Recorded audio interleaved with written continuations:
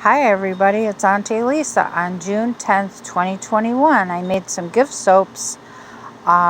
These are for my sister-in-law. She has been asking for soaps, and the left is light green, and I don't believe I put no, I did. I put peppermint essential oil in that one for the fragrance, and it's made with essentially coconut and sunflower oils, and then I added broccoli seed oil. It's very simple, and it's really, really nice. The lather is great.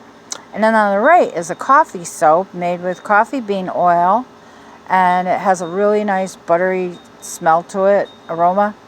And that one is made with coconut and rice bran oil, and it also was made with the rice milk.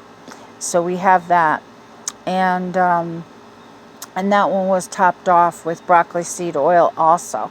And then over here I have my black and brown soaps, and they're both made with herbal infused waters. Well, the herbs include resins, frankincense, and myrrh, and it also includes sandalwood chips and rose hips. So all these things actually just flavor the water, and they do have an effect on the soap. I believe the resins will make a long-lasting soap. And as far as the oils are concerned, the base oils were coconut and pumpkin seed.